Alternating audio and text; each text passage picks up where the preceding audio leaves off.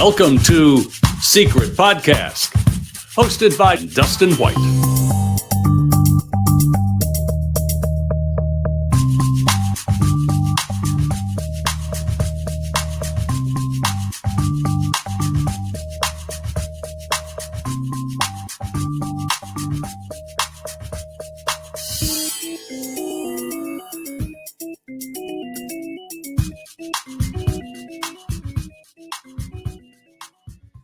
Welcome, everybody, to Secret Podcasque. I'm Dustin White, the host, and with me today I have a special guest. His name is DJ Gelner, and we are here to talk about something a lot of people don't put I think most people that search for these casques with the Secret don't put a lot of either credence into or a lot of brain power into to try to figure out if it's relevant or not. But we're going to talk about St. Louis, Missouri as a possible burial site for one of these casques. DJ, thank you so much for being with me today. And how are you doing? Thanks for having me, Dustin. I'm doing great. I'm excited to hopefully open some minds here and unlock some possible solutions to the secret. Sweet. Well, I'm excited to learn more about St. Louis. I barely know anything about the place. I've never been there. I have very limited knowledge about the place. Like, you know, growing up, I would hear St. Louis Cardinals for baseball and football, actually, from being born in the 80s. And I would hear, you know, we're going to talk about your sweatshirt in a little bit, but the St. Louis Blues, I knew that they were a hockey team. I know that there's a big gateway arch in St. Louis, but, you know, beyond a lot of that stuff, I don't know a lot. So I'm excited to learn more from you today regarding St. Louis. Anybody that's tuning in and watching this, if you would do a favor for me, I'd be so thankful. Can you share this video to the one of the St. Louis or the St. Louis groups for the Secret, so that anybody that's interested can come and join us and get in on the chat, and that would be a lot of fun. So anybody that does that, thank you so much. All right, so DJ, what took you to St. Louis? And you definitely believe one of the casques is there, right? Yeah, I think so. So the way my wife and I got interested in the secret, like a lot of folks, was the Expedition Unknown episode with Josh Gates. I mean, when our daughter was born about 3 years ago now, we were watching a lot of TV. You know, she was taking naps and that sort of stuff, and we were going through Expedition Unknown, and we see this episode on The Secret or whatever. We think it's like, okay, the self-help book or whatever. So we flip it on, and it just unlocked this Pandora's box of like a wonderful puzzle, you know, to solve. Like you and I were discussing in the pre-show a little bit, something that we could work on together, and that really could bring us closer together. And when image 9 flashed on the screen during the show, I mean, immediately we thought, oh, well, this looks like one that could be St. Louis here, just because both of us are St. Louis natives. And even just from this big, like 50,000 foot view here, there are a lot of things that sort of connect this image to St. Louis that we'll go through here eventually. But Okay. and you know, the other thing is, I think after 40 years, I mean, 3 casques have been discovered. I'm not saying all of the pairings are necessarily wrong here through conventional wisdom, but I think there's a pretty high probability that at least one match is wrong, and that might set off a couple other matches that would be not exactly what folks conventionally think. And I think until the Expedition Unknown episode, there was kind of a lot of orthodoxy here with people, you know, don't you dare question the pairings and all this sort of stuff. And I do think that this renaissance and interest in the secret has sort of opened a lot of minds already. And I'm hoping to do the same here today with a lot of folks with regard to St. Louis. So, Perfect. Sounds great, man. So, yeah, you know, the old timers, the people that have been around for a long time, a lot of them did a lot of great work, and I thank them for that. But you know how many of them were there at Pulolo Park and Langone Park in Boston? right. None of them were. So, I mean, I appreciate what they've done, and they continue to put out great stuff. Take nothing away from them. They have helped a ton. But, I mean, who says they're right about everything? I definitely cannot ever say, you know what, that person's figured it out, because literally there's still 9 of them in the ground at least. Some people think that maybe St. Louis is actually home to a mysterious 13th casque, and we maybe talk about that a little bit as well. But yeah, I'm just excited to learn more about St. Louis, and I'm excited to discuss what you think in this image 9, the one that a lot of people think goes to Montreal, Canada, or Quebec, Canada, and how that has anything to do with St. Louis, Missouri. So I'm excited to get into that with you. So which verse do you use with image 9? Yeah, typically verse 5, which is the traditional Montreal pairing. So, I mean, if we just want to run through it really quick. Sure. Yeah. Read it. Yeah, Go yeah. So Lane, William Carr Lane was the first mayor of St. Louis. Not many folks know that, I guess. 222, we have Highway 44 here that runs right through downtown and into the southwest part of the city. You'll see an arc of lights, weight and routes extended. I think my wife and I have talked about this. If you're coming from the airport's kind of north of the city. And if you come in on the highway 70 to downtown, where then it turns into 44, you pass by the Eads Bridge, which has the arcs of light, and weight and routes extended together save the site. I mean, that's a pretty good description of the Gateway Arch, if you think about it that way. Mm-hmm. Granite walls, windswept halls, that could be any number of things. Citadel in the night, it could be Union Station downtown here in St. Louis. It could be Washington University, which is sort of close to where I live around here. It has a big building that looks like a castle. A wingless bird ascended. There are a few things that around here that could be that. There's a big Anheuser-Busch A&E Eagle sign where it's animated with neon lights and the eagle flaps its wings. My wife thinks that especially could be a good one there. Also, though, during the 1904 World's Fair, there were a lot of blimps and dirigibles that were launched from Forest Park here in St. Louis. So that could be a wingless bird that ascended, born of ancient dreams of flight, because it's really old technology, right? So Sure. Beneath the only standing member of a forest to the south, several parks around here where that could be true. Forest Park, obviously, of a forest, that could be true. The only standing building from the 1904 World's Fair in Forest Park, which was held in Forest Park, is the Art Museum, which we can go into greater detail on that theory here later, with a hat tip to Carol Costello Baker, whose theory I think is pretty spot on potentially. And also there's Lafayette Square Park, which has Thomas Hart Benton, who was a standing member of the House of Representatives here from Missouri back in the day. And it has a statue of him that's very prominent there. Also has a statue of George Washington. So, that could be any number of statues here in town at any number of parks. Whitestone closest at 12 paces from the west side, get permission to dig out.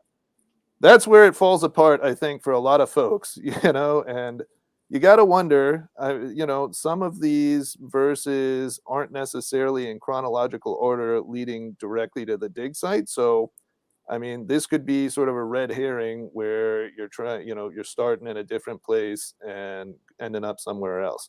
I will say there are a couple of white stones that are of interest that we will certainly talk about here in specific theories. But that's sort of where I think it falls apart, for a lot of St. Louis folks and for Montreal folks here, just because, as brilliant as Byron was with some of these verses, I think he wrote them, he was trying to make it tougher, obviously the hunt. So I think he wrote them in a way that was a little bit ambiguous and that could apply to a lot of places. So there are a lot of white stones all over the place in a lot of different parks. And, it's not very descriptive to say Whitestone closest at 12 paces. How tall was he? Does paces mean something else? There are all these variables here that we have to account for that as each year goes by, a lot of these landmarks can either go away or be changed, or the white stone may not look so white anymore, or any of those things. So it really makes it tougher. But yeah, there are a few options there, I think, that we can talk about for the white stone. All right, cool. Yeah. Well, as in any of these puzzles, it's all up to interpretation, and it's um, it's hard to figure out the exact right thing that he meant you to figure out. So, I get that. And what you're saying about the wingless bird being like something that has to do with Anheuser Busch, when I was a kid, I watched so much baseball, and I would always see games played at Busch Stadium. Mhm. The Cardinals, and I know that's like part of the city's identity, right? Absolutely, yeah. Yeah, the Budweiser brewery. You used to be able to smell it downtown. Pretty much any time of year here. Yeah.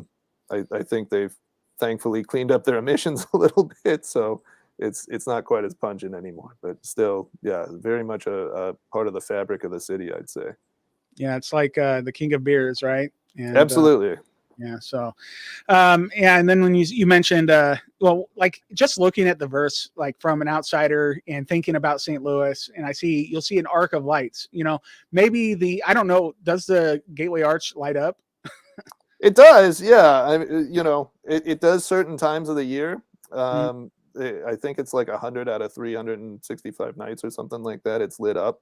Eads Bridge is lit up, with lights pretty constantly, which is right next to the arch. So okay. that's another possibility. But they're both in sort of the same general area there.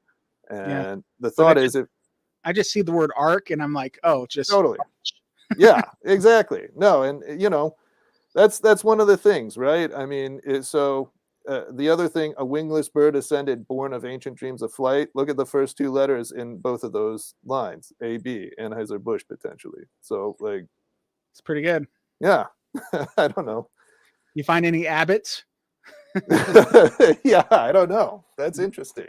Yeah. I mean, there are folks who have theories that the casque is buried at the old cathedral downtown, right by the arch. So Abbott would be, interesting there potentially. So Yeah. I don't It's good. know. It's fun. Yeah, Cool. So we're going to get into some of the images you provided so that we can, just get your take on whatever. I have no context for these, so it's all on you. And yeah, totally. Well, just yeah, right but here. before we start, Dustin, do you mind if I go through a couple of sort of like high level things that don't require images here that sort of point to St. Louis, I'd say. Please do. All right. So the first one is an interview with the St. Louis Post-Dispatch that Byron Price gave in 1982, shortly after the release of the book. It's a pretty big, half-page article there, and it, interestingly enough, has verse 2 embedded in the article in the paper. So I thought that, that perked up an eyebrow a little bit there, I would say. Yeah, exactly. So That's a place where jewels abound. yeah, yeah. So, and we have a place called the Jewel Box here in Forest Park. So that's, one potential solution there. I thought it was interesting just because, I've done some PR stuff in my day job and whatnot.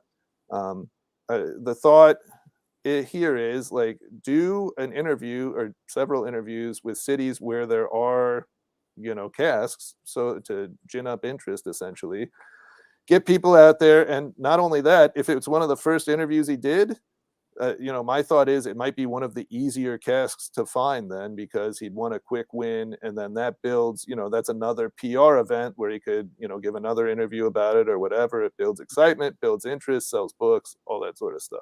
So Momentum. yeah, exactly. So that's a really interesting thing to consider there, I think, is the Post-Dispatch interview. The second thing is the infamous Johann email with Byron Price back in the day. Johann was I believe, graduate student here at St. Louis University who was way into the secret well before a lot of folks sort of were into it. And he went out and dug up a bunch of a bunch of places in St. Louis. He emailed Byron Price about a solution here in Tower Grove Park by the Shakespeare statue, I believe. And Byron's response was, very impressive work, especially since the book is 20 years old. This was back in 2003.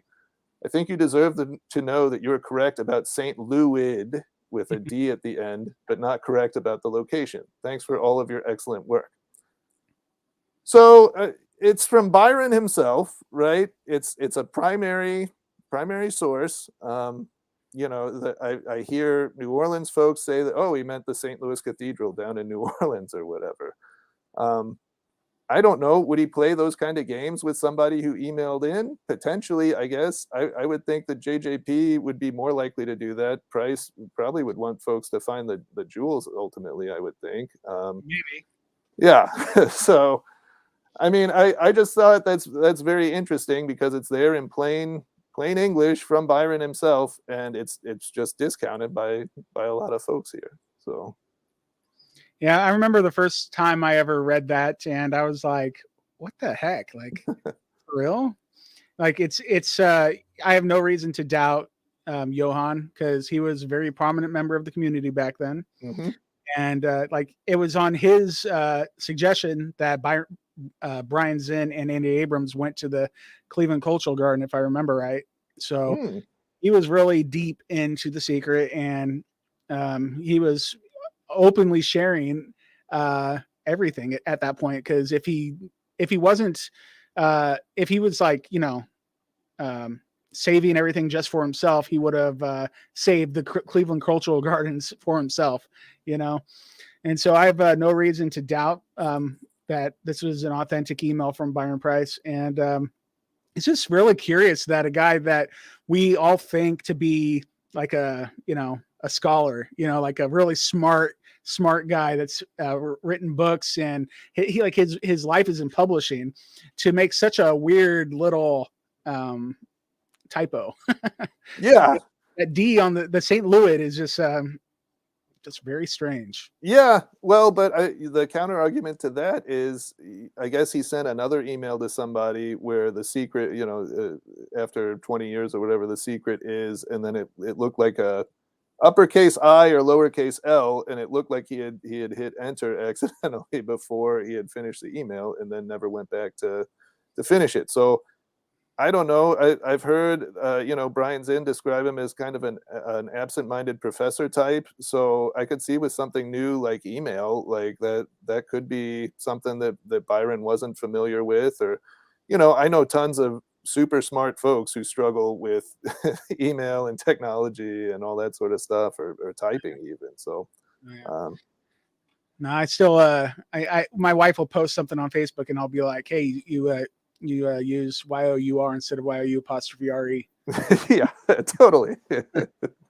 Yeah.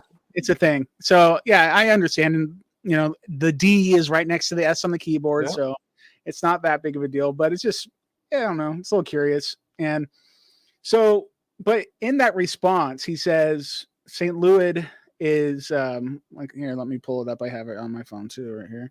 So I think you're correct, or you are correct about St. Louis, but not correct about the location. So does that mean, since he's searching in St. Louis, that he's wrong about the city itself, or is he searching the wrong park in St. Louis? Yeah, it definitely could be that, the location means a totally different city, but then the only other like counter St. Louis example I've seen of that is the St. Louis Cathedral in New Orleans. And unless the casque is buried like right there, it would make it's sort of an Occam's razor type thing, right? Where the simplest answer is the right one. So to me, if somebody would offer a different potential example where it could be like St. Louis and in a different city, I'm all ears, but that's the only one I've heard so far. So. Well, I invite you to look at Square St. Louis in Montreal, Quebec at some point. Oh, interesting. I don't think it's there, but it was something that caught my eye, because I was looking for St. Louis too, because St. Louis, like, even if it's not the city, it has something to do with something. So it demands our attention, in my opinion. Yeah, absolutely. So if it's a city, then it should be a laser focus of a lot of people. And so I'm happy that, people like you are laser focused in, because you could be right where everybody else that's been looking at this thing is wrong. And that's why we're here today. Right. So totally. Cool. All right. So, I love, thanks you for bringing that stuff up and discussing it, because it is important. Do you want to get into images now? Yeah, absolutely. Let's do them.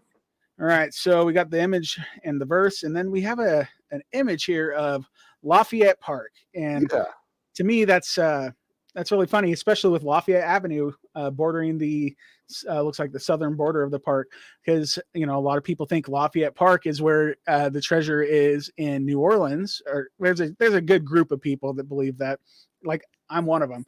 But it's just funny that we're here at another Lafayette Park, and yeah, what do you have to say about Lafayette Park? Yeah, so this is one that my wife and I initially were trying to work out, actually with a different image and verse. This was with image 7 and verse 2, typically credited to New Orleans. So, like you said, a lot of interesting parallels. Like New Orleans, we have a Lafayette Square. 3-stand watch, I think, is the next picture probably. Yep. These 3 cannons here, I believe it's from the Archeon. Which is an old English ship from back in the day. So they could be the 3 that are standing watch there. Sound of Friends fills the afternoon hours. There's a very prominent playground there. It would be the afternoon hours, since kids are in school most of the time and out of school in the afternoon. I think next picture, yeah, the big George Washington statue there, which is right down by Lafayette Avenue. I saw in, I believe, the big secret group where, there was a post about New Orleans, and somebody posted that gnomes admire Faye's delight. They thought that referred to Lafayette's greatest delight was meeting George Washington. So this George Washington statue is right down there by Lafayette Avenue in Lafayette Square Park here in St. Louis. So I thought that was pretty interesting too, and there's some connection with Washington, as I understand it, in New Orleans in their Lafayette Park also. So that could be another vote of confidence for the 13th casque idea, I guess. The similarities between the two, and sort of a compilation of a bunch of these different ones. Sure. So I think, yeah. So here. This is something interesting. So it's the 19, 29, and 90 on the clock face in image 7. 19th Street is right over here. It's the 1900th block over here. Then if you go to the next one, 22, 29 here. 29 is the last house number here. Okay. And 90 is the longitude for St. Louis. So that all the numbers fit here. Gotcha. I think if you go to the next picture, yeah, so there you see the latitude and longitude, so minus 90.2 there. I think if you go to the next slide. Sure. Oh, so basically, the big con, I think, obviously, for this image is that New Orleans seems pretty likely, right? I mean, Preservation Hall on that image. A lot of folks used to think that, like, the Mardi Gras mask, or the comedy, drama mask that's on image 7 could potentially be like a Mardi Gras mask, or a reference to Mardi Gras. St. Louis has the 2nd largest Mardi Gras in the country. But when I researched it, the first year it was held was 1982. So, and it was a very small gathering of friends in the Soulard area of St. Louis. So it wasn't nationally known at that time or anything like that. The only other thing would be the hand holding up the mask in image 7. Kind of looks like the hand on the Apotheosis of St. Louis statue, which we'll talk more about here in a second. Okay. But it also, could be a reference to like a werewolf or something like that would be more associated with New Orleans, I think. So Okay. Now, oh, sorry, Yeah. go ahead, Dustin. No,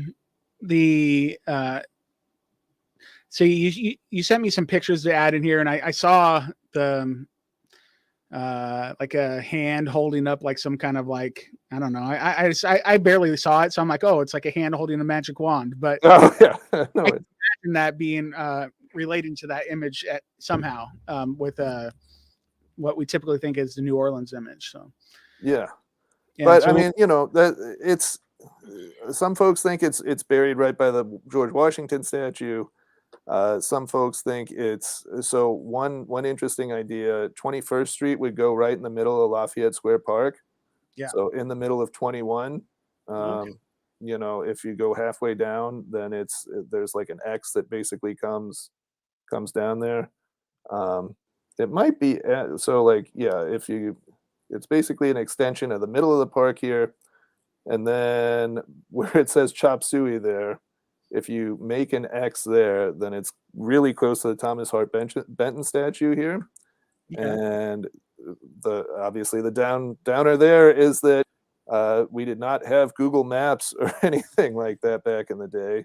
And Byron was working with, like, road atlases and those types of things that you'd buy at gas stations or get at AAA or whatever. So For sure. yeah. So, but that would be our best guess for where something is buried in Lafayette Square Park right now. Gotcha. But yeah, I think this next theory is probably a lot more likely. Okay. And I have to give all credit to Carol Costello Baker here in the St. Louis Secret Group for fleshing out this theory. But basically, the idea here is, so if you look at image 9, it's basically like a Rembrandt guy like painting here. So one of the things here, the leg eater, obviously infamous for its connection to Montreal, and everybody says that that's the reason why it's in Montreal.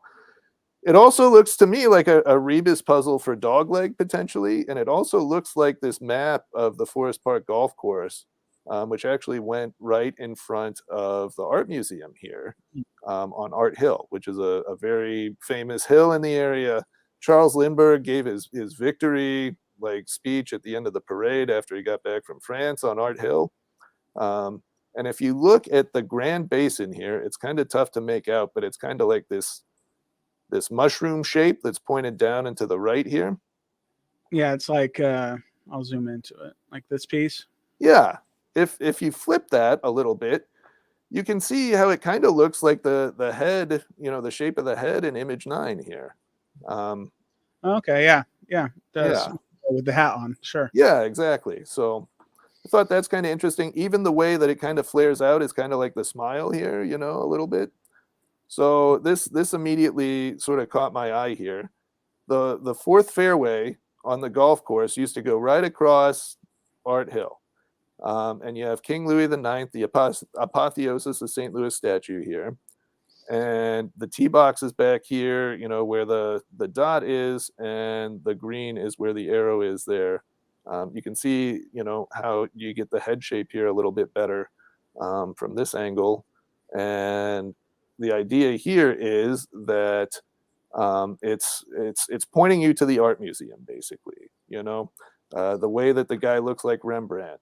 The Checker Dome here in St. Louis, it used to be what the old arena was called. Ralston Purina owned the Blues back in the day. So they, the checker pattern is like their logo. So that's all over the image there, basically. Okay, so what we're seeing here is this is Forest Park, though, right? This is Forest Park. Yeah, this is Forest Park in St. Louis there. And that's what we've been talking about. Okay. Yeah, and I'm not familiar with any of these parks, so sure. Sorry. Yeah, no, it's my bad. I should have made that clear here. So, but yeah, the golf course. See, there's a very famous self-portrait of Rembrandt that hangs in the St. Louis Art Museum. You can see how that could be the take that JJP was taken on there. And it's been hanging.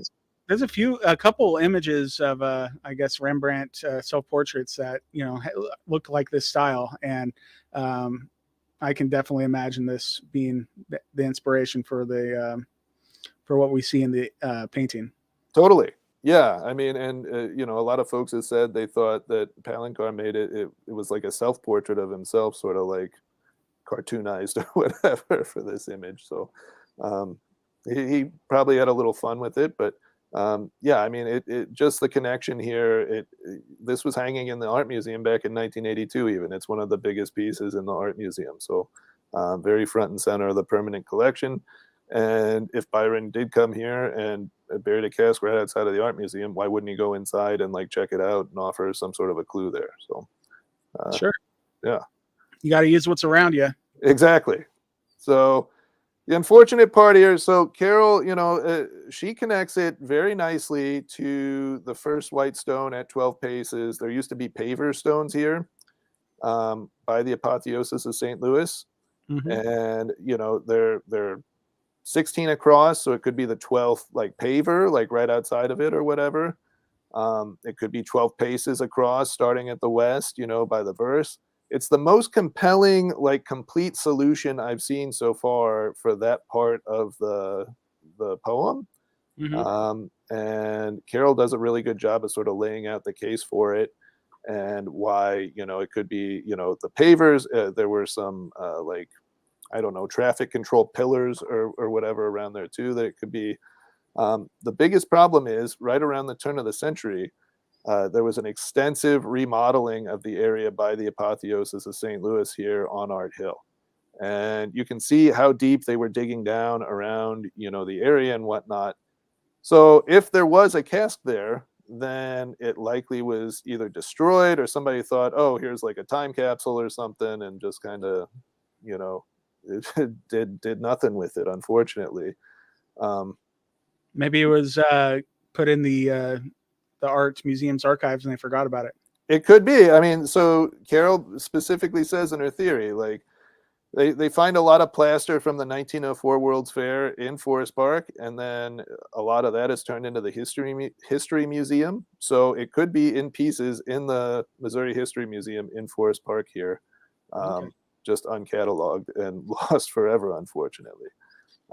There are a couple other areas where it could be, though, I guess. The tee box, that could be an interesting mashup of Image 9 and Verse 2, where the three-stand watch, when you play golf, it's typically in a foursome, so one person tees off while three-stand watch.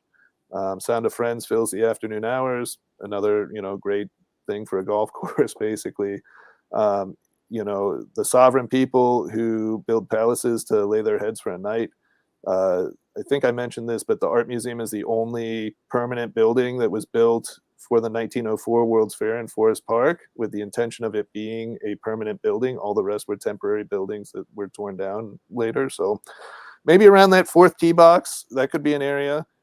Maybe around the seventh tee box because of the way that the X is set up with like a golf flag on one side and then the 7 on the other potentially.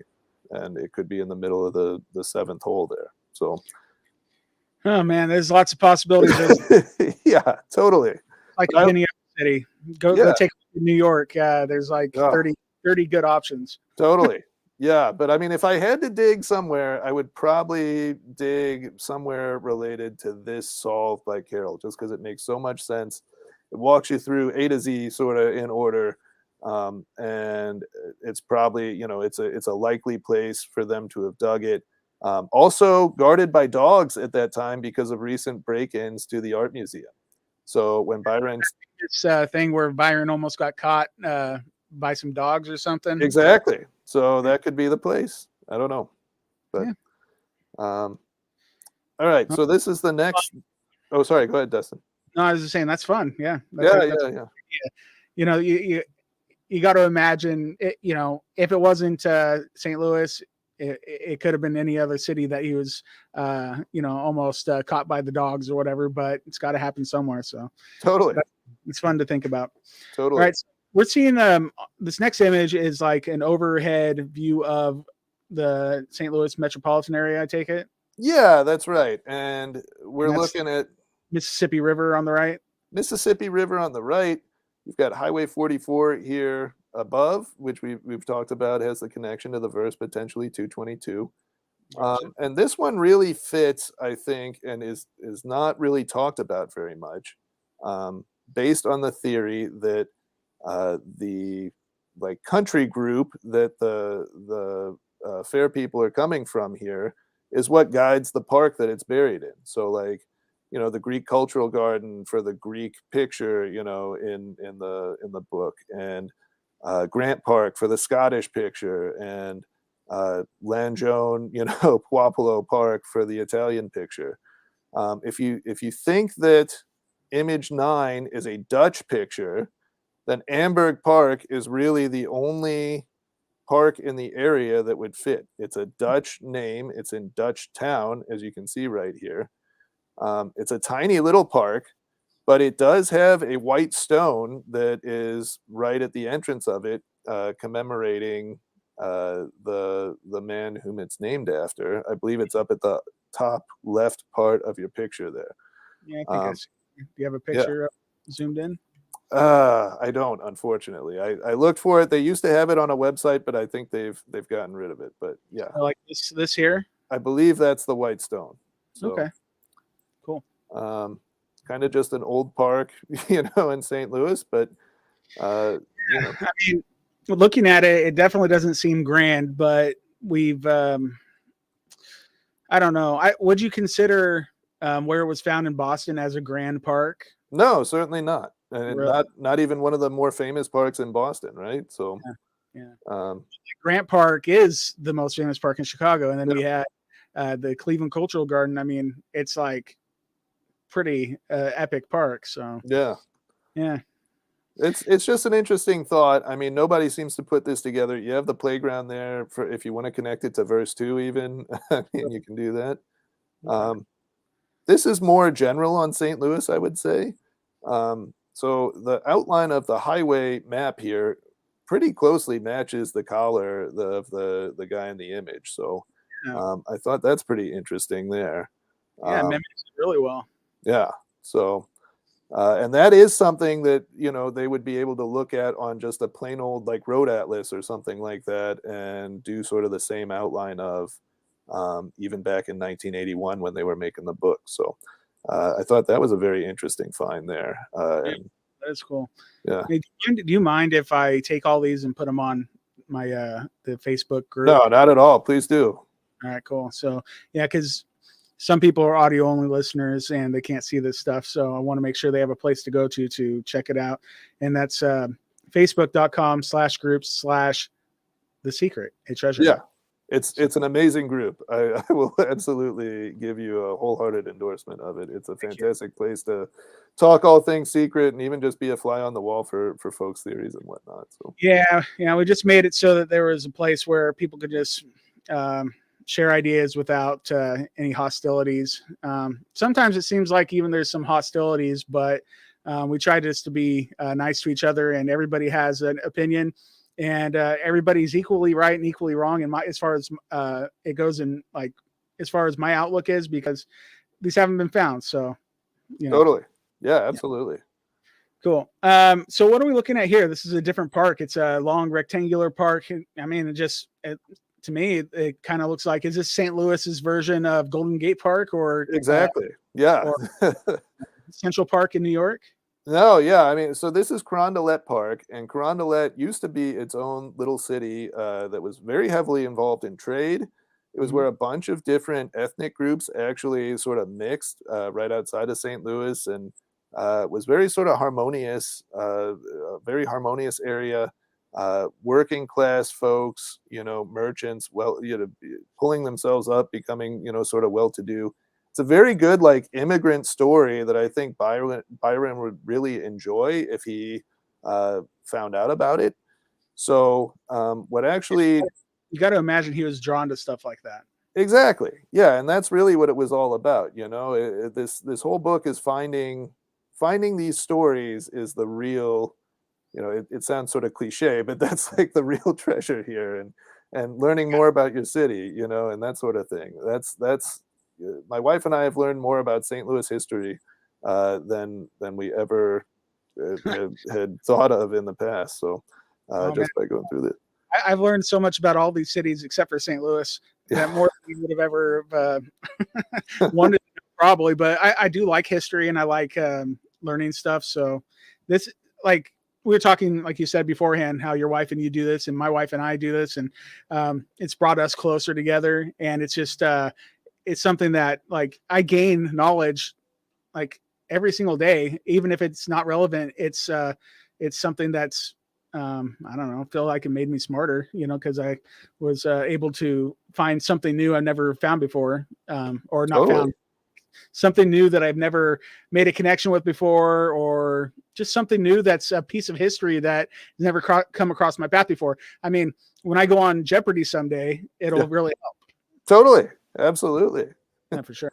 No, yeah, it's stretching the mind. It's gymnastics for the mind here for sure, and it really keeps you keeps you mentally sharp and mentally younger. I feel like as I get into not advanced age, but as I slowly descend into middle age here. So, yeah, and so here, having to do with Crandallet too, here's the Anheuser-Busch sign that we were talking about earlier, the wingless bird with dreams of flight, and the AB there, you can see it's even on the sign here. You have the A and then the B for the Budweiser underneath. Yeah.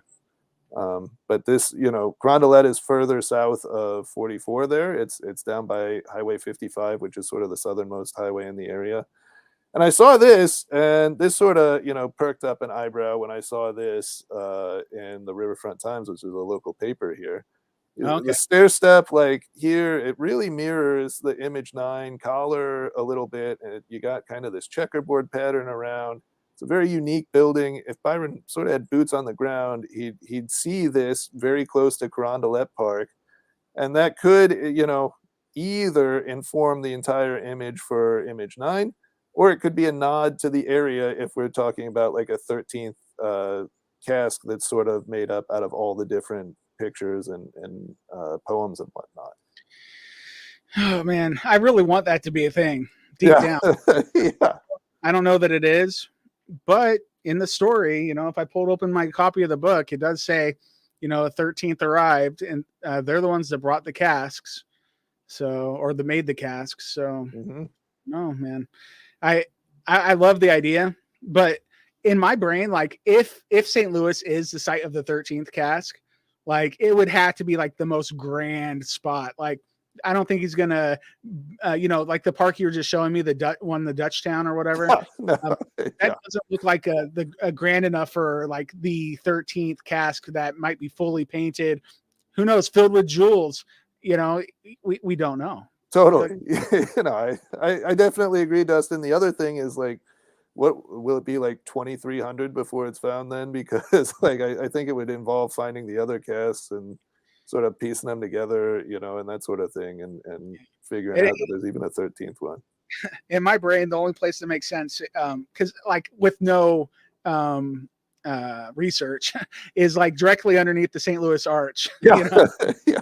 Which don't go digging by the arch. It's a federal crime. I have to tell people that. Yeah. So anyway, the image you have shared with us is it literally looks like the collar of the guy in painting 9 that's upside down, that has this like the steps. And I have to say, I mean, it looks real good, and even the colors are kind of very familiar. Yeah, and St. Louis was very famous for its brick making back in the day. So I mean, the fact that it's bricks and this color and it kind of matches sort of the background color of the image and whatnot is kind of interesting. As we saw with Boston, it's not always like these big monuments too, either, that he's referencing in the poems and whatnot, and the images necessarily. It's just kind of stuff in the area. One was an ice rink, like that type of thing. So like, stranger things have happened, is all I have to say. So. Oh yeah, for sure. All right, so now you have shared a couple of images that go with different. Are these references that could go with the master plan, the 13th casque? How, because, okay, rewind. What I see here is part of the ferry from Image 2 that is typically attributed to Charleston, South Carolina.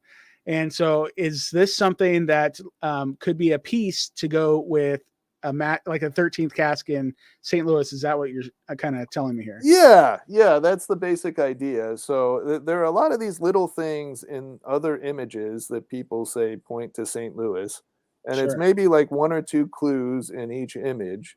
But like this looks like the state of Missouri here, the outline of the state of Missouri, exactly. And I'm not arguing that like Image 2 is not Charleston, South Carolina, because I think that's pretty well established.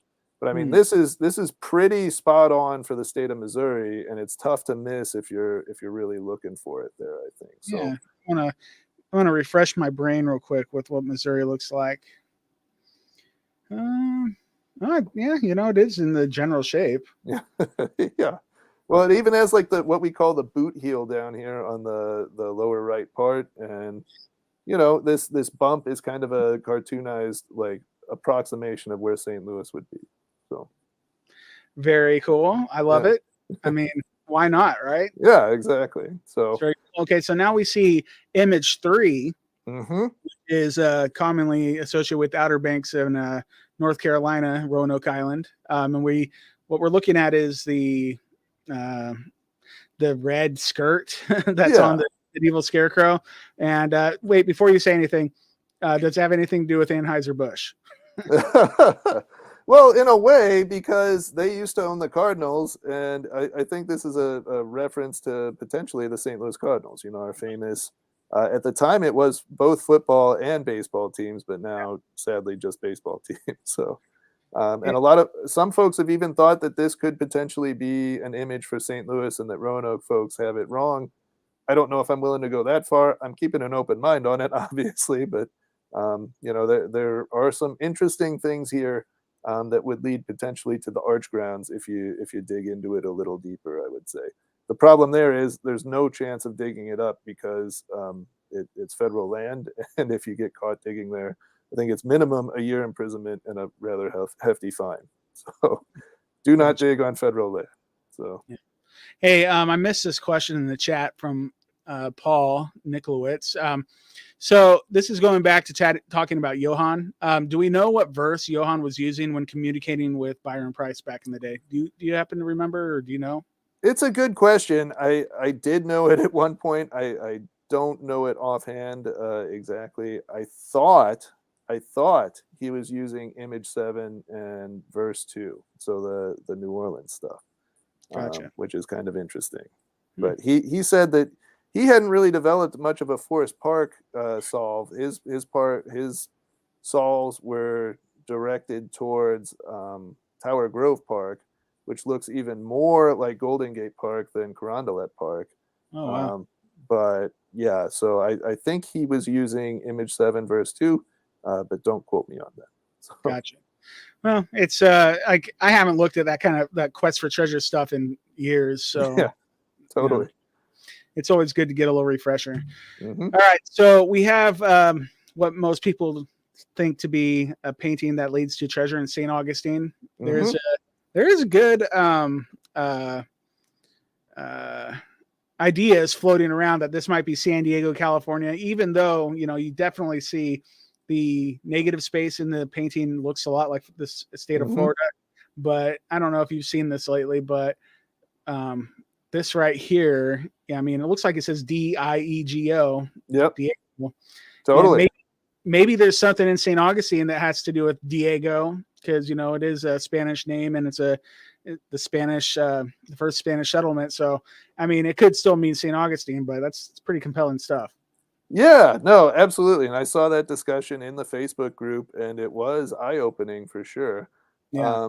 It definitely could be San Diego. I mean, what Byron said, he thought all the casques should be in a reasonable driving distance of pretty much everyone in the country, I guess. Yeah, unless you live in LA, Denver, yeah, Denver, or Phoenix, Arizona, or Seattle, Washington. As long as you don't live in those places. Exactly. Well, I did see I mean, now we're going down a real rabbit hole. Somebody had an idea that the image that was associated with New York traditionally might be Seattle. Yeah, I don't know. There were a couple of compelling things in there, I would say, but I wouldn't write it off. But a lot of people have good reasons to look in New York too. Totally, absolutely. But for this one, so this actually came from a post in the Facebook group, which was comparing some of the ones that had been solved and had hosted World's Fairs with the maps from the World's Fairs that they had hosted. So the one in Cleveland specifically looks a lot like the World's Fair map of Cleveland. So the downtown, Cleveland area where they had the World's Fair looks like a centaur, which I thought was pretty cool. And there are a couple other examples of it, but this one was the closest one that matched the St. Louis World's Fair map. And I think if you go to the next image, so you can see it kind of looks like that rock outcropping there, the way that this is arranged here. Whoops, wrong button. So just like the buildings and whatnot, it's got the same general shape here. So gotcha. Okay. Yeah. I mean, oops. Sure. I can imagine it. Sure. okay. The next one is image 7. And yeah, you can see there's the statue of St. Louis holding the sword or scepter or whatever it is there. Baton. Yeah, and image 7 has kind of the same deal going on with the person holding that. So The werewolf looking. yeah, the werewolf looking hairy fellow. So Gotcha. Cool. So I guess, is that it? No, you saw more. All right. So we have, we're going back to the image itself. mhm. Is there anything you wanted to touch on before we move on to your highlighted areas? No, I think let's just get through the image here, yeah, and all the wonderful things connecting the image to St. Louis. So what we're seeing here, what a lot of folks think is a 7-6 here in the flower on the Yeah. guy's lapel. Mhm. I think it actually looks more like a musical note, like a blue note, like what I'm wearing here, basically, for the St. Louis Blues. Much like how the Chicago picture had the little bull, that was kind of this same style. This to me looks like the same sort of style for the blue note. Well, Perry Secret's coming too. So if they use the sports team, if he used a sports team in one, why not use one in another? Exactly.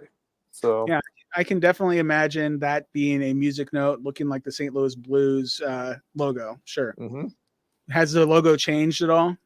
No, I think I included the one that was back then. So, so the checker dome here, you can see if you go to back to the picture, or maybe it's the next picture, I think. Hmm. Yeah, so the checker dome. I mean, Uh, that's pretty compelling. That's, yeah, isn't it? And I mean, this guy on his chrome or on his dome, he's wearing a checkered hat, so it's pretty good. exactly, and that's really what drew me and my wife to this image. I think when we saw it very briefly uh, on Expedition Unknown. Notice the Ralston Purina logo. The checker pattern is there, and Yep. viewable from Forest Park right across the Highway 64. Okay. So that's very interesting, I thought. Yeah, very cool. So then you have like the collar shape here and the stair step pattern. Yep. I think the next picture. So there's the blues. Yeah, There's the sorry. blues logo. So. I'm sorry. I put a couple of these in the wrong order. Oh no, I think it's my fault. I did like control add on them, and they might have gone in the wrong order here. But there's the blues logo from back then. Gotcha. Very similar to what it is now. The stair step pattern. This is the Jewel box, which is also in Forest Park. Could also be the place where jewels abound. It's got this stair step pattern here. Of course, it's not the same like exact pattern, but it's something that it fits the general pattern there, I think. So. No, this building is beautiful. Mhm. How long has it been around? Oh, long time. So at least since like the 50s or 60s, and possibly Gotcha. older than that. It might have even been like a public works project during the Depression, and has since been updated, obviously. But So if I were standing in the spot that this image was taken and looked around, what else would I see? Is this like a kind of a majestic looking area, or is it just like this is really cool looking in this direction? Then it's kind of like, I don't know, industrial to the left or whatever. yeah, well, so there's another golf course that's sort of around this same area. Mhm. I wouldn't say it's industrial. There's like a monument that has 3 poles, ironically, in the same area, which would be a verse 7 reference, I believe, the San Francisco verse, right? Mhm. But yeah, a lot of paths. There's a statue of Saint Francis Assisi in the area. A lot of flowers. I mean, it's really quite striking. And there used to be a Korean War memorial in the area, which was a giant clock that was made out of flowers with a huge American flagpole in the middle of it. That has since been changed to something a little more permanent that they didn't have to maintain so much. But there was a decent theory out there, I thought, that was tying potentially verse 7 with image 9 to this area of Forest Park, where the giant pole, giant step is the flagpole, and the clock, obviously a reference to. There we go, City of St. Louis, 1936. Thank you so much. Yep. Thank you, Facebook user. Yeah, but yeah, I mean, it's interesting, what all kinds of folks have tied to specific areas, and Yeah. yeah, I love that St. Louis is the catch-all for. yeah, exactly. for- Yeah, Like, Don't look have at the building though. That's the Jewel Box, and it's called the Jewel Box. I can imagine if there is a 13th cask. I mean, buried somewhere near the Jewel Box. Why not? totally. And Beautiful. And if yeah. you could see things around you that look like things in the image, I mean, why not? Yeah, somebody in the St. Louis group, I think, was saying, maybe check some of the drains around there or something. It might have put it in a drain. I don't know if it would have survived for 40 years in a drain, but, here's we're looking at the image of the highways again. I mean, it's a pretty darn good fit, if you ask me. That's like something that's undeniable. Like it follows them almost exact. That's pretty good. Yeah. So that's it's shoddy Photoshop work on my part, but I think it fits overall. So here I think, if you go maybe the next one after the leg eater. After the leg eater, okay. Oh, well, so let's tackle the leg eater if you go back. Yeah. So this is a freeze frame from Expedition Unknown, actually. The fleur-de-lis is blocked out in the book, but on the show, on Palancar's original painting, you see the fleur-de-lis here by the leg eater. And a lot of folks are like, oh, fleur-de-lis, Montreal, leg eater. It all makes sense. But what a lot of folks don't realize is the fleur-de-lis is like the city symbol of St. Louis also. So if you go to the next picture, you'll see our flag. And it's the same type of fleur-de-lis with the 3 parts at the bottom and all this sort of stuff. There are tons of fleur-de-lis in the area. Obviously, they thought that would make it too easy to find for some reason. So, I don't know. But I just thought that's an interesting connection there, too. Yeah, it's fun. I'm imagining that I'm looking at the flag of St. Louis, the wavy blue lines are what? The Mississippi River, Missouri River. Yeah, and the confluence. Yeah, the confluence of the two, basically. So gotcha. Yeah, very cool. Yeah. All right. And then, so this is the collar. Yeah. This is beautiful. Like I've never been to St. Louis, but I would love to stand in this spot and look at this this beautiful image. So what is this building and what's behind it? Yeah, so this is the old courthouse in St. Louis, and the arch is right behind it, and you can line it up where you're looking right at the old courthouse, and there's a beautiful fountain and statue in front of it. Then the arch is right behind it. It's really quite striking. It's a great place to go if you come to visit St. Louis, just for the history. The old courthouse is where the Dred Scott case was heard back in the day before it went to the Supreme Court. So it's an interesting bit of history, and there's a lot of stuff about that, in the area if you're really interested. But what really drew me to this is the shape of the old courthouse matches the collar shape. If you go back like 3 pictures, I think. There you go. Not the white collar, but like the black collar pretty well here. I'm not sure what this indentation here is, obviously, on the left-hand side. But you can see how this could be, sort of the dome of the old courthouse, and then like the thing coming out of the top. So yeah, I can imagine that. I could also imagine, like, if you just turn it completely upside down, that little indentation on the bottom can just be the arch. Yeah, I mean, totally. It looks like it. Yeah, absolutely. Yeah. I mean, it's the same kind of shape, and yeah, I pick up what you're putting down. I wouldn't say no. Okay. Because these are going to get a little crazier as we keep going here, I would say. So sounds good to me. Okay. So we see what you said was JBP's cartoon self-portrait. Yeah, exactly. So my dad is actually the one who pointed this out. The nose of this gentleman is very prominent. And my dad said, oh, that looks like an airplane. And you look at it, and by golly, it kind of does. So I think the next one is probably McDonnell Douglas. Yeah, it was a prominent defense contractor in the area back then. There's also Aviation Field in Forest Park, which is where a lot of commerce and old-timey like planes took off from back in the day. before we had like a real airport in the area. Gotcha. A lot of airmail went through there, and a lot of like biplane type planes flew through there. And this kind of matches, I think. Yeah, I mean, I can imagine that being a airplane, even maybe an arrow. Yeah, totally. Yeah, I mean, it's definitely something. So yeah, good eye on your dad. All right. Very cool. Yeah, and this is Aviation Field right here, now called Boeing Aviation Field, but Boeing took over McDonnell Douglas. So I used to work at Boeing Field up in Seattle. Oh, really? Very cool. I used to unload airplanes and stuff. Yeah, so this is they have baseball fields there now, huh? Yeah, and I actually play softball there in the summer. So you should check under home plate. Yeah, maybe. I mean, the guy who runs the league might not be too happy about that, but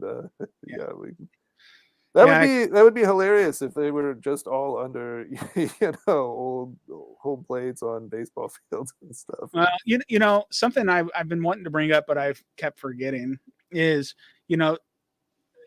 something we might want to consider is where people traditionally bury some like time capsules and stuff. Like under home plate is a place where people bury mementos, and it's like something that's been going on for generations. But like a few weeks ago, I don't remember where it was, but there was some Confederate statue that came down, and they found two time capsules like in the base or whatever. And I'm thinking to myself, I bet you Byron probably buried a couple of these in like in the style of burying a time capsule. And so at the base of a statue or two, you're probably going to come across one or two casques at some point. Maybe a baseball, maybe two, well, at least one baseball field. Yeah, totally. No, I agree. I think it's a great theory. And they don't have to be huge statues. I think Josh and the Milwaukee guy in the show were probably pretty close to finding one, if not for that thunderstorm. So. Oh yeah, the James Renner. Yeah. Yep, they could have been standing right next to it. Totally. Yeah. And so here's the image again. This is a pond near the jewel box. It matches up pretty well, I think, with the indentations here on the hat. Oh, okay. With the opacity. So it is reversed, and I mean, it's not, it could have changed through the years a little bit here and whatnot, but the same general shape is pretty close. Yeah.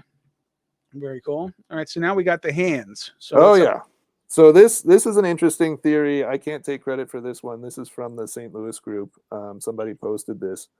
But if you look at the hand sideways, you see the X at the start, then you see a C, and then two like eyes, basically. St. Louis's longitude is 90.2 degrees. So the thought is this is, the longitude. Then the latitude, if you go another picture or two here. Oop. Which one do you want? The flower petal. So. I don't know if I have that one around here. Nope. Oh, sorry. Okay. That's my bad for not putting it in. But if you go back to the flower petal, it's got three on the. Keep going. There you go. Yeah. So 3 on the bottom, 8 on the top, and then this is the 0.6. This would be the latitude, 38.6. So hidden longitude and latitude. I know a lot of folks think it's up in the hair for Montreal, the 7350. But to me, that we can talk about this in a sec.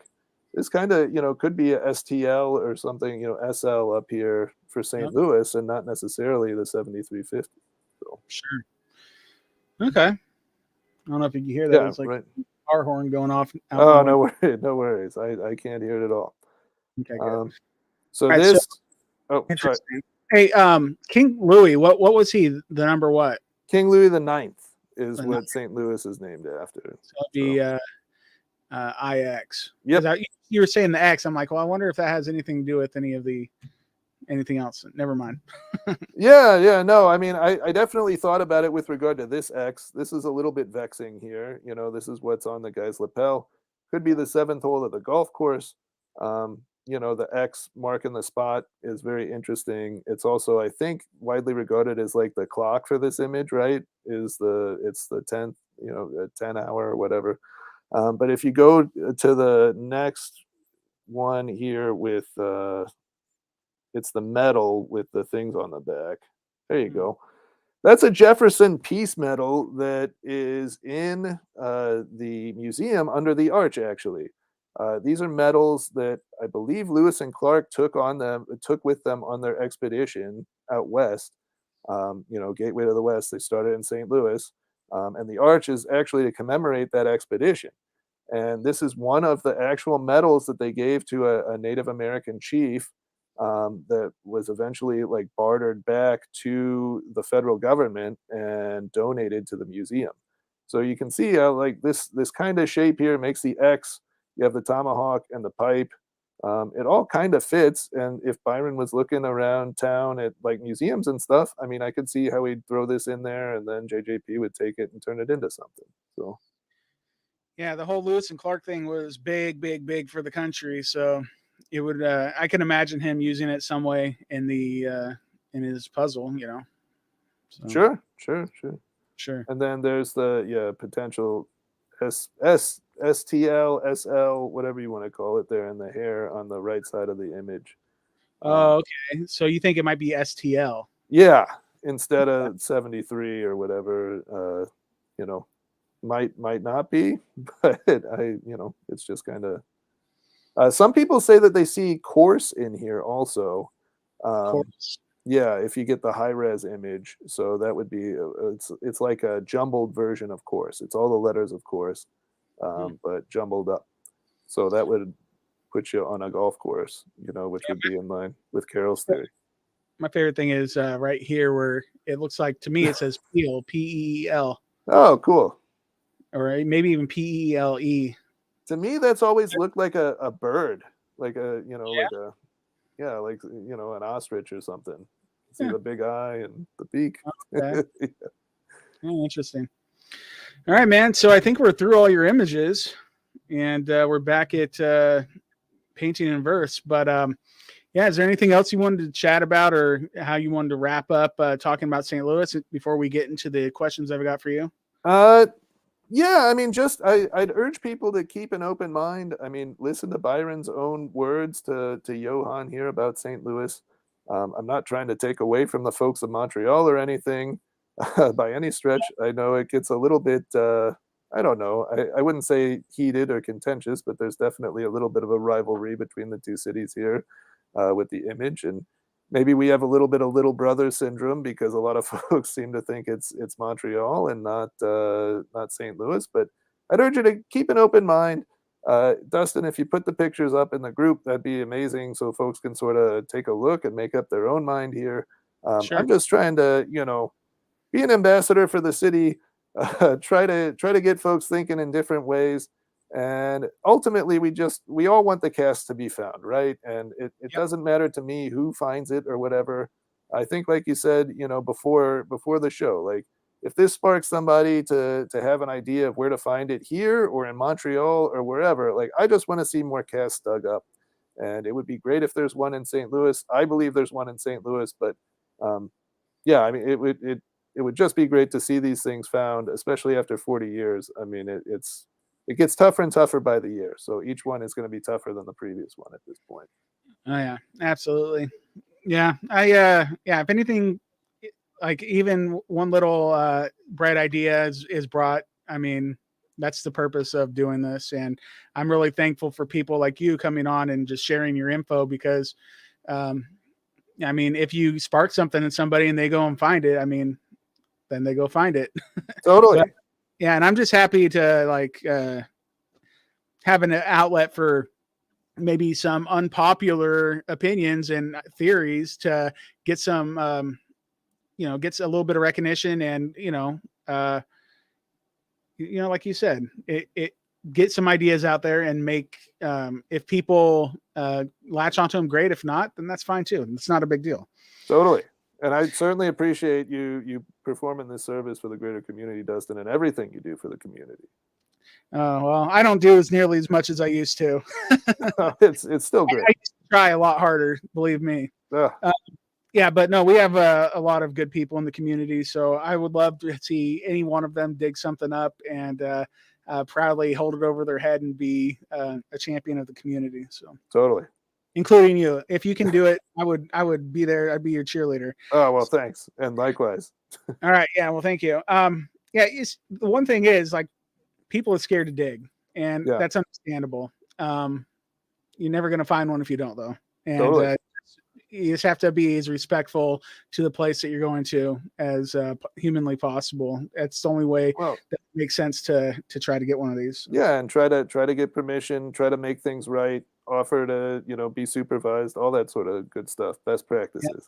Yeah, make friends with the people that matter, that can help you out. So exactly. All right, so we're gonna move on from St. Louis, and thank you so much for chatting about it today. I'm gonna take the imagery off the screen and just have us again. Hello. We're gonna do what I do at the end of every episode is 12 paintings, 12 verses, 12 questions.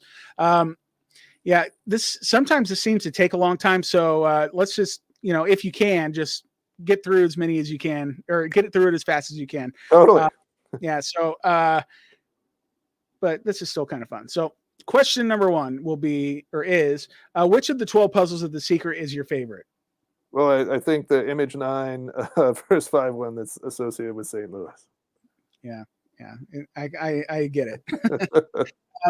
Especially if there's so much pointing to different, or if you have different puzzles all converging to make a 13th puzzle, that would be epic. That would be really cool. You know what? Before I do need to bring the image back up, because I wanted to show you one more thing. Oh, okay.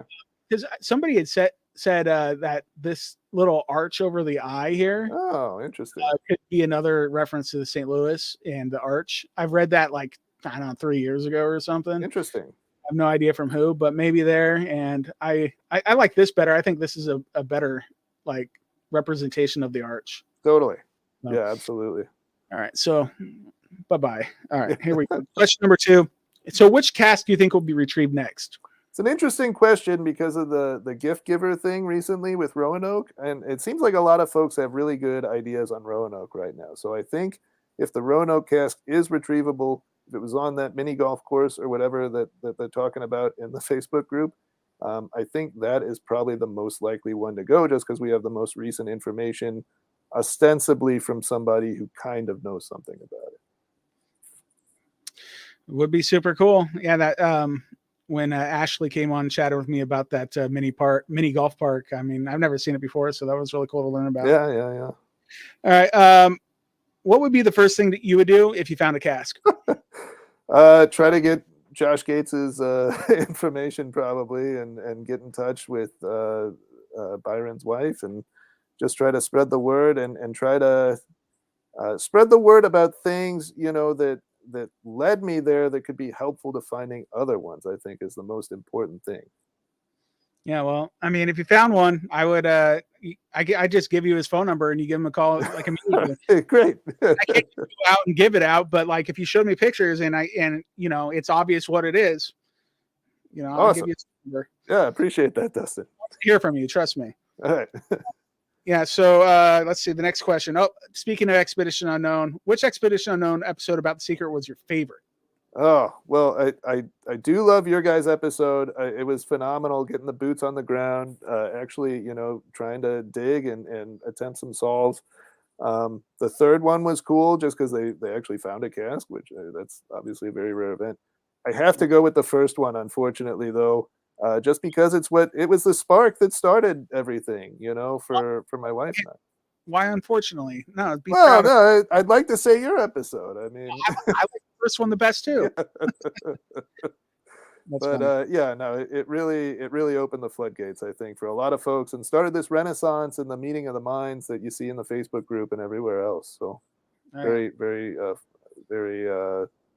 glad that it happened. So. Very cool. All right. So what North American city that isn't widely considered to be part of The Secret would you like to hide a casque in yourself?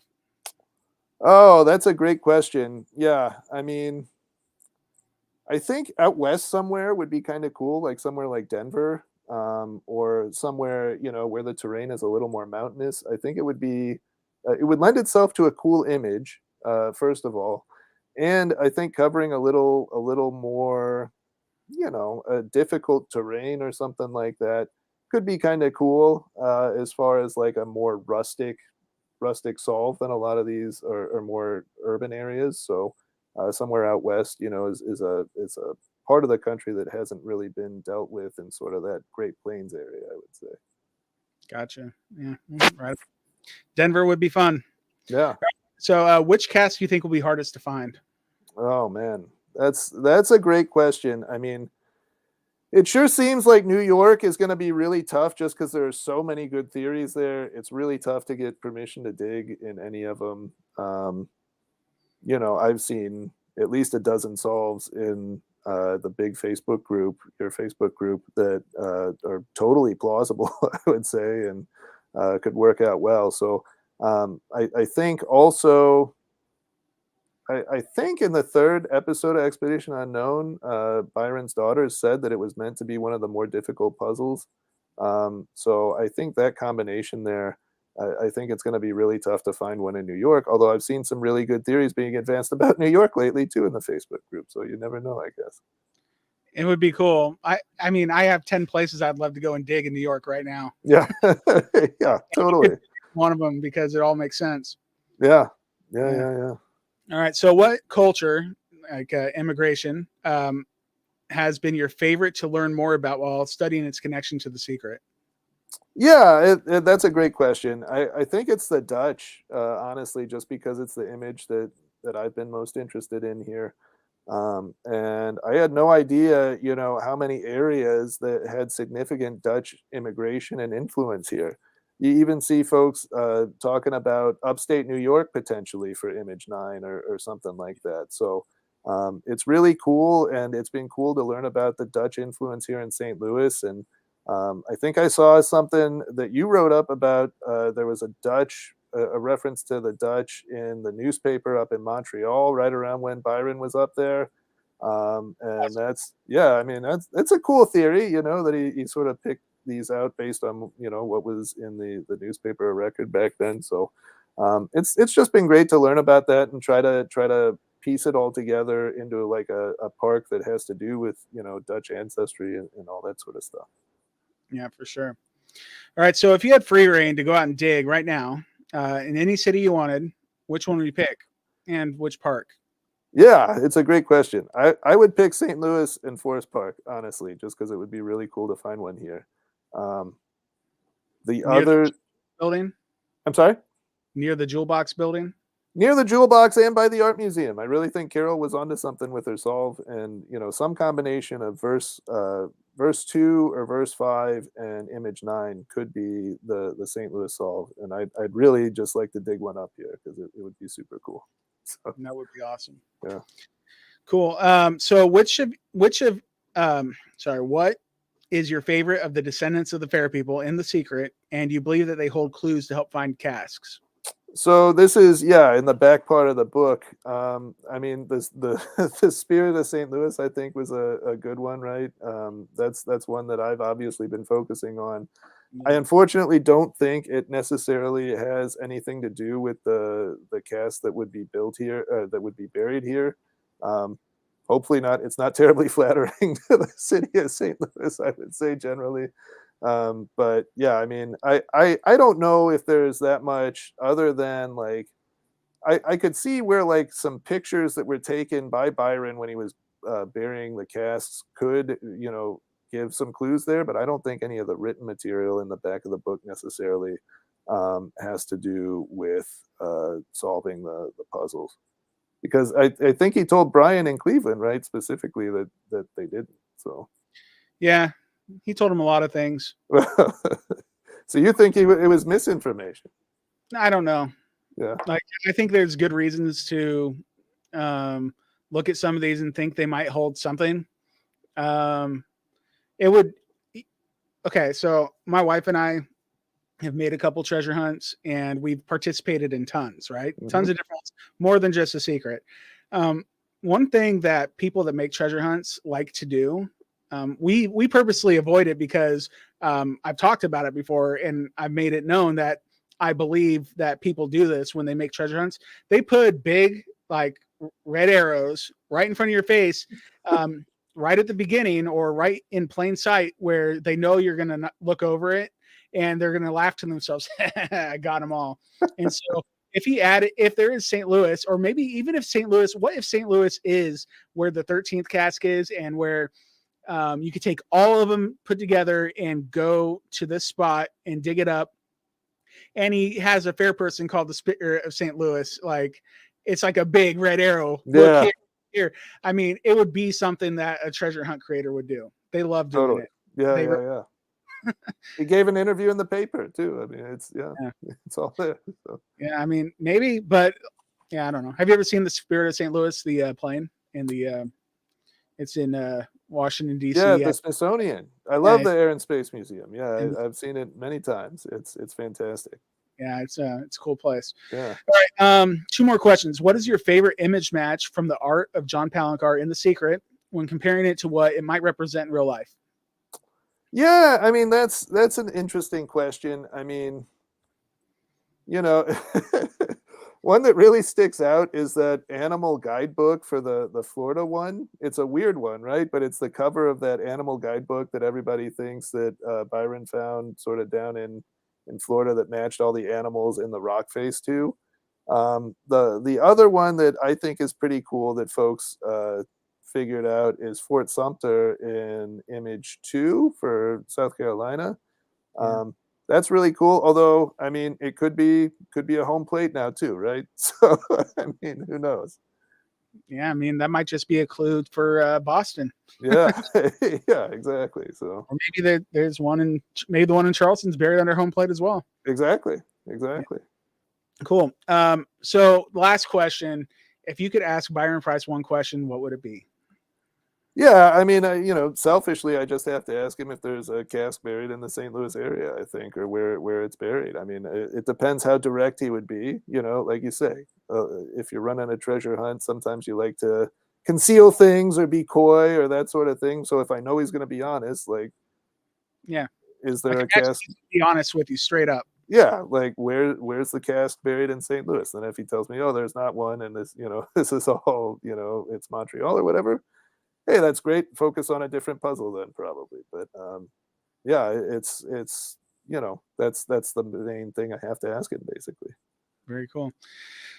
All right. Well, I just want to say, DJ, thanks for being here with me today. This has been a lot of fun. I've learned a lot about St. Louis. I've seen some things like the Checker Dome before in the past, but I've never really looked into it much and compared it to the hat. I mean, that's pretty good. I love it. Cool. Dustin, thank you so much for having me. This has been my great pleasure. And yeah, it's really cool trying to open folks' eyes to all the many wonders that this great city has to offer and how they might connect to the secret. Yeah. So go and, take St. Louis into consideration. Why not? If you've been searching for this thing for years, you haven't found one yet. Okay. So might as well open up your mind and see if there's something out there that calls to you as far as St. Louis goes. And you never know, you might be teaming up with DJ here to dig up a casque at some point. All right. So, thank you again, DJ. You were awesome. You've been a great guest. And I do want to say, if you'd like to be a future guest with me on Secret Podcasque, reach out to me, secretpodcasque@gmail.com, and we can get that arranged. And we can talk about whatever you want. Like, before today, I never gave St. Louis much consideration. I'm willing to give it more consideration now because DJ was on here chatting with me. And maybe other people will too. Maybe we can do that with you as well. If you think it's in somewhere that nobody else thinks, I want to hear about it because I'd love to learn more. All right. So anything else, DJ, before we go? No, just thank you so much. This has been fantastic, Dustin. And if anybody wants to reach out to me and talk St. Louis secret or any other secret, I'm always around. I'm lurking in the Facebook group always, and I'm in the dedicated St. Louis one a lot. So perfect. All right. Well, thanks again, DJ, and thanks to everybody for tuning in this week. We'll be back next week with a new topic. And until then, just keep searching. Thanks for listening to Secret Podcasque. We are not affiliated with the website 12 Treasures, Pokemon Go, New Coke, The Clapper, MC Hammer, My Sleep Pillow, Reebok Pumps, or anything colored in mauve or fuchsia. Secret Podcasque is full of vitamins, contains no trans fat, has 0 calories, no additives or preservatives. It's all natural, farm to table, and is organically sourced to provide you with the maximum entertainment. Join in the conversation on Facebook at facebook.com/groups/The Secret A Treasure Hunt, all one word.